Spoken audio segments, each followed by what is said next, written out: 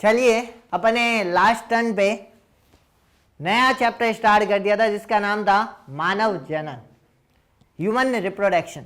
उसकी जितनी भी समरी थी उसके अंदर क्या पढ़ना है, कैसे पढ़ना है, किस तरीके से पढ़ना है, ये चीजें अपन ने लास्ट टर्न पे पूरा का पूरा समझ लिया था। पूरे चैप्टर की पूरी समरी को अपन ने लास्ट टर्न पे एक बार कंप्लीट कर दिया था। आज अपन इस चैप्टर के पहले टॉपिक को स्टार्ट करने वाले हैं जिसका नाम है जनरल इंट्रोडक्शन या सामान्य परिचय।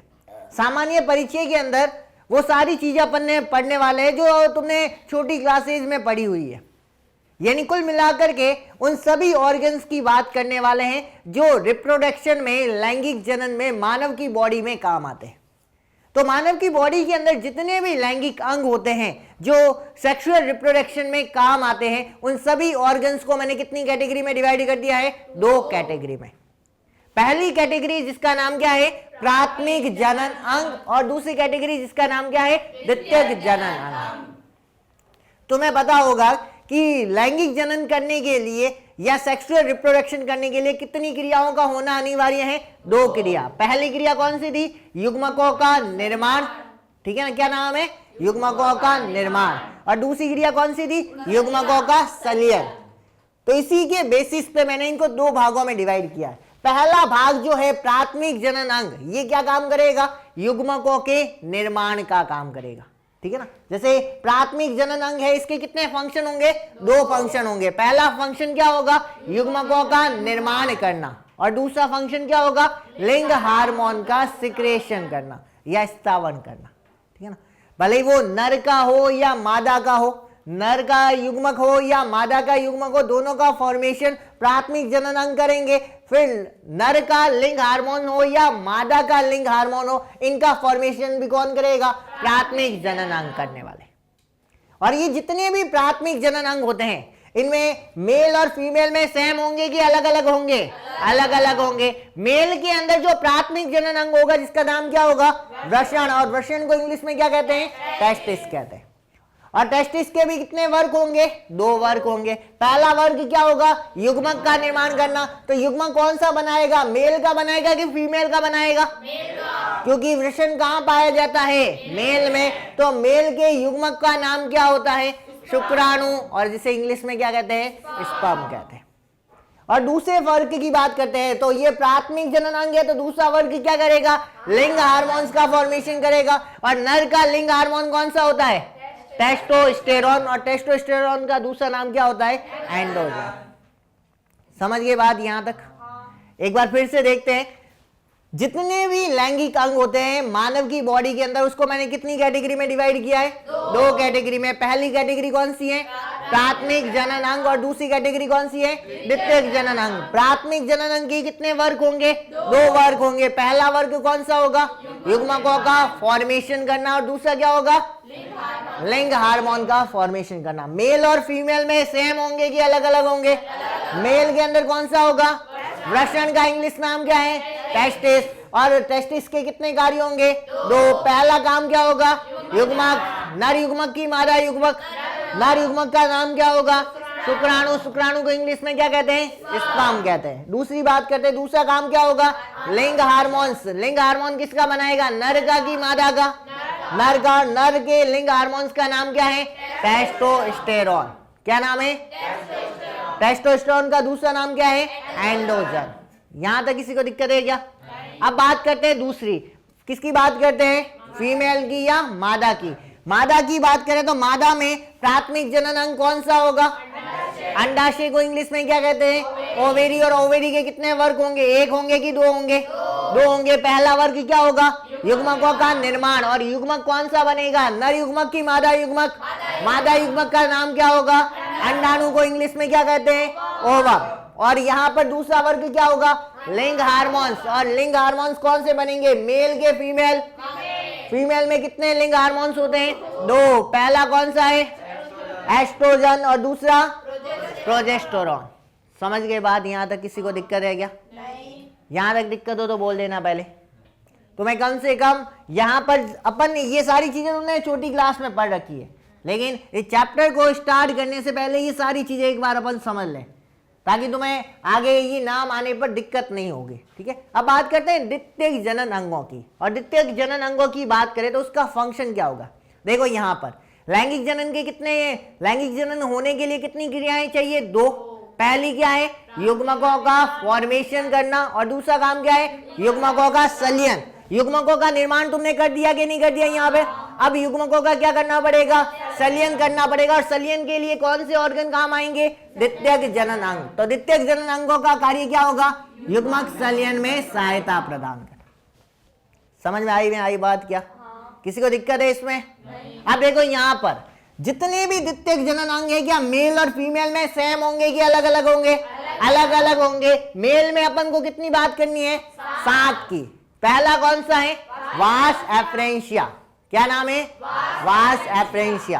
क्या नाम है, दूसरा कौन सा है, एपिडिडाइमिस। क्या नाम है, क्या नाम है दूसरा, एपिडिडाइमिस। तीसरा नाम क्या है, वास डिफरेंस। क्या नाम है, चौथा नाम कौन सा है, सेमिनल वेसिकल। चौथा नाम कौन सा है, चौथा नाम कौन सा है, पांचवा नाम कौन सा है, प्रोस्टेट ग्रंथि। क्या नाम है, और छठा नाम कौन सा है, काउपर ग्रंथि। क्या नाम है, और सातवां नाम कौन सा है, पेनिस।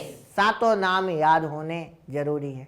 मेरे को पता थोड़े से नाम अटपटे हैं, ठीक है ना, एक बार पढ़ोगे तो इजीली याद होने वाले नहीं है, तो 2-3 बार रटोगे तब जाकर के याद होंगे। समझ गए बात मेरी। तो कितने नाम है टोटल, 7। किसमें, मेल में कि फीमेल में, मेल में। पहला कौन सा है, वास एफ्रेंशिया। क्या नाम है, क्या नाम है, क्या नाम है, दूसरा नाम कौन सा है, एपिडिडाइमिस। क्या नाम है, एपिडिडाइमिस। क्या नाम है, एपिडिडाइमिस। तीसरा नाम कौन सा है, वास डिफरेंस। क्या नाम है, पहला नाम कौन सा था, वास एफ्रेंशिया। दूसरा नाम कौन सा था, एपिडिडाइमिस। क्या नाम था, क्या नाम था, तीसरा नाम कौन सा था, वास डिफरेंस। चौथा नाम कौन सा था, सेमिनल वेसिकल। क्या नाम था, पांचवा नाम कौन सा था, प्रोस्टेट ग्रंथि। और छठा नाम कौन सा था, काउपर ग्रंथि। और सातवां कौन सा था, पेनिस। सातों नाम याद होने चाहिए, अभी थोड़ी देर से वापस पूछूंगा। अब बात करते हैं ये सारे के सारे जितने भी ऑर्गन अपन ने पढ़े 7 किस में थे, मेल में कि फीमेल में, मेल में। तो प्राथमिक अंग थे कि द्वितीयक अंग थे, द्वितीयक। तो इनका फंक्शन क्या था, युग्मकों का निर्माण करना कि युग्मकों का संलयन करना, संलयन करना। अब बात करते हैं किसकी, मादा की, यानी किसकी बात करेंगे, फीमेल की। फीमेल के अंदर कितने होंगे, टोटल 4। 4 में पहला कौन सा है, अंडवाहिनी। क्या नाम है, अंडवाहिनी। दूसरा कौन सा है, गर्भाशय। तीसरा गर्भाशय ग्रीवा। और चौथा कौन सा है, बाह्य जनेंद्रिया। बाह्य जनेंद्रिया एक ऑर्गन्स नहीं है, इसमें 4-5 ऑर्गन्स है। जब अपन बाहरी जनेंद्रिया पढ़ेंगे तब इनकी 1 बाय 1 बात करेंगे। अभी के लिए क्या याद रखना है, बाह्य जनेंद्रिया। तो मादा के अंदर टोटल कितने ऑर्गन्स होंगे, 4। कौन से, प्राइमरी के सेकेंडरी, सेकेंडरी। पहला कौन सा होगा, अंडवाहिनी। दूसरा गर्भाशय। तीसरा गर्भाशय ग्रीवा। और चौथा बाह्य जनेंद्रिया। समझ गए बात, यहां तक किसी को दिक्कत हो तो बोल देना।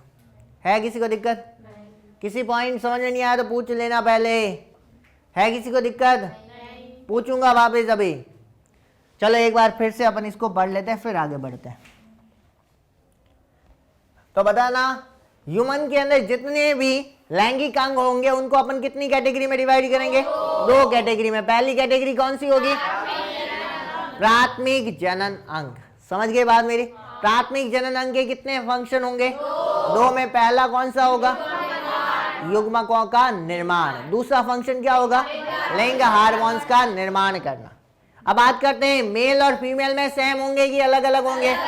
मेल के अंदर कितने होंगे, 1 होगा, जिसका नाम क्या होगा, वृषण को इंग्लिश में क्या कहते हैं, टेस्टिस। के कितने कार्य होंगे, 2 में पहला कौन सा होगा, युग्मक का निर्माण। तो मेल युग्मक बनेगा कि फीमेल बनेगा, मेल युग्मक का नाम क्या होगा, शुक्राणु को इंग्लिश में क्या कहते हैं, स्पर्म। दूसरा काम क्या होगा, लिंग हार्मोन्स का निर्माण करना। और लिंग हार्मोन बनेगा वो मेल का बनेगा कि फीमेल का बनेगा, मेल में कितने लिंग हार्मोन्स बनते हैं? एक, जिसका नाम क्या है?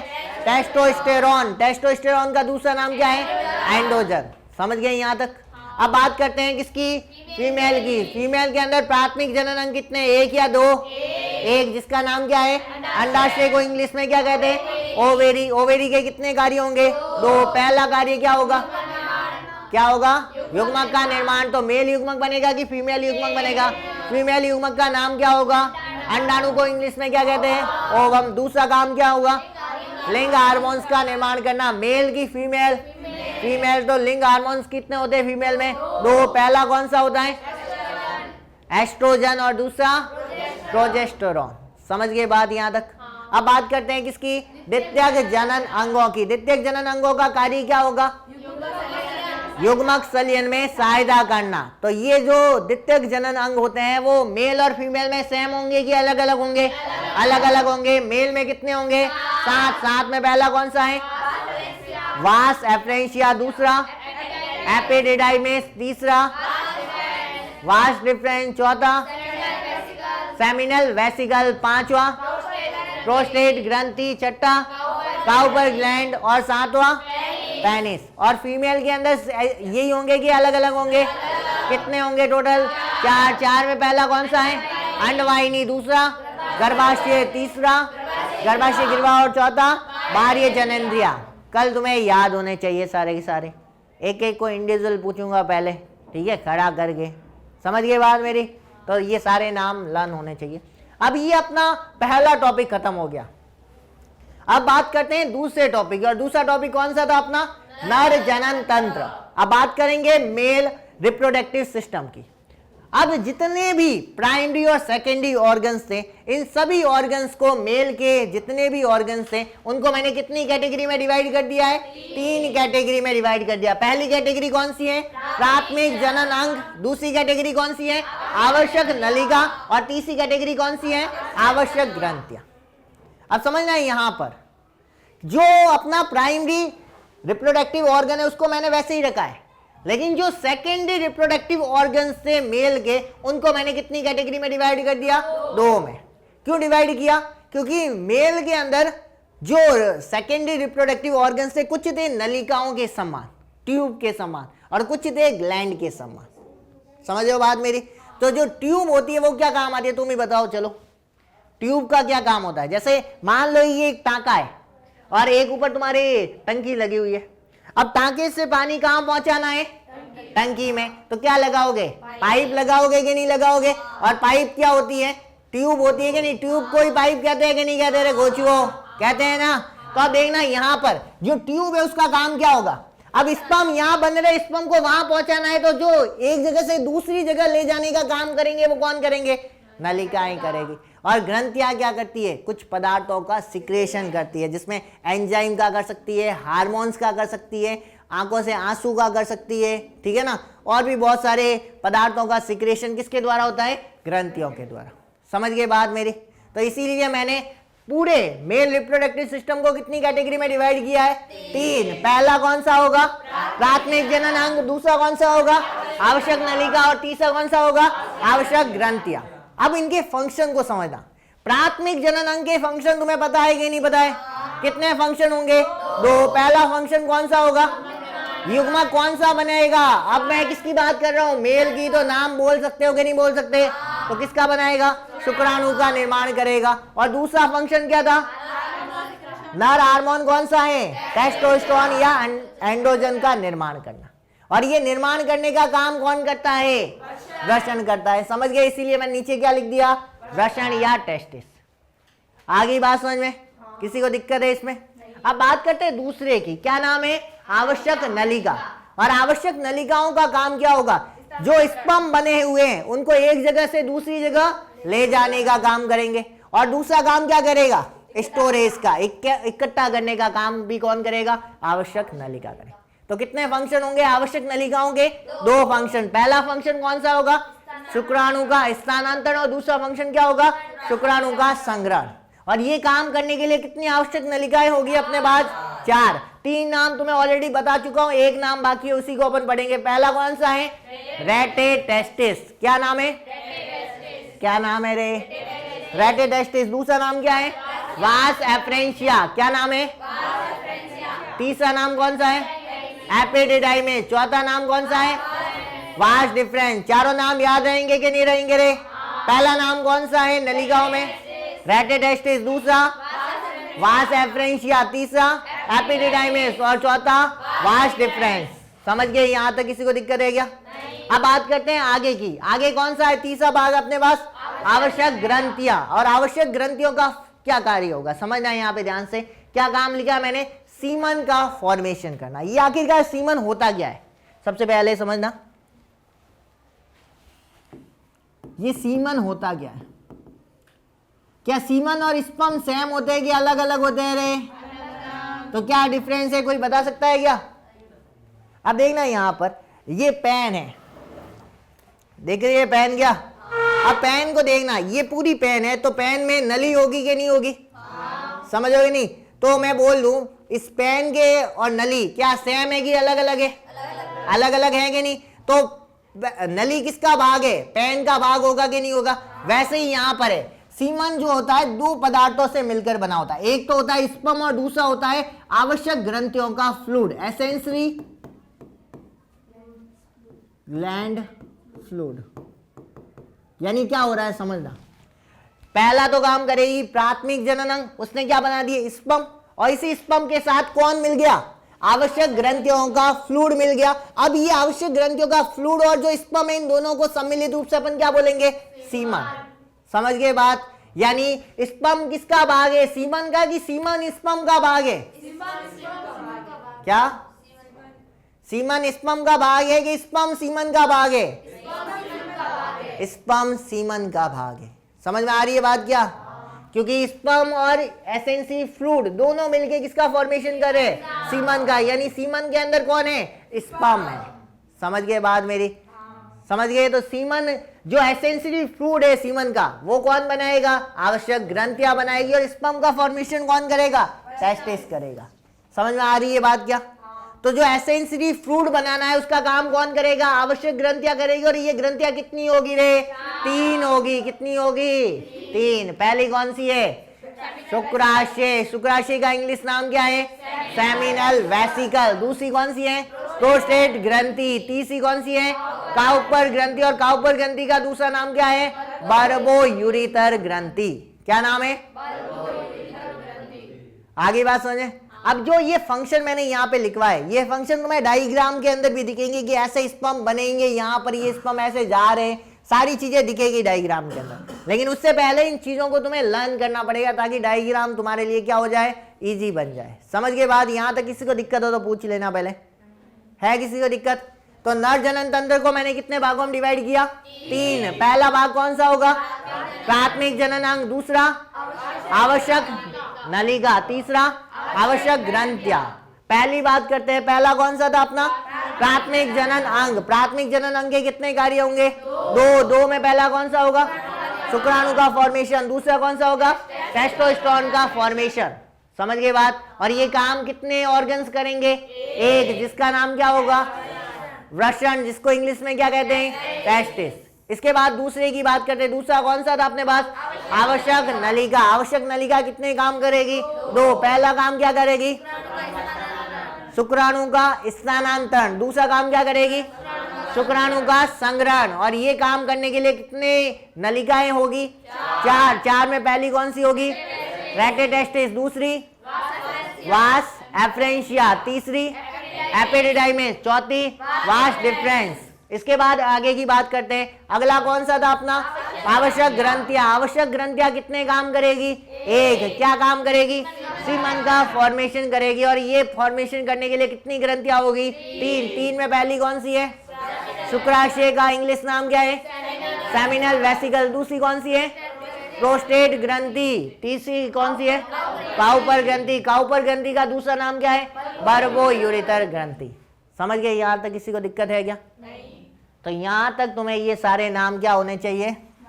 लर्न होने चाहिए, पहले वाले भी और ये वाले भी। तो नेक्स्ट टर्न पे अब मैं सबसे पहले यही नाम पूछूंगा, उसके बाद अपन चलेंगे वृषण की संरचना की तरफ। ठीक है, तो नेक्स्ट टर्न पे मिलते हैं अपन वृषण की संरचना के साथ।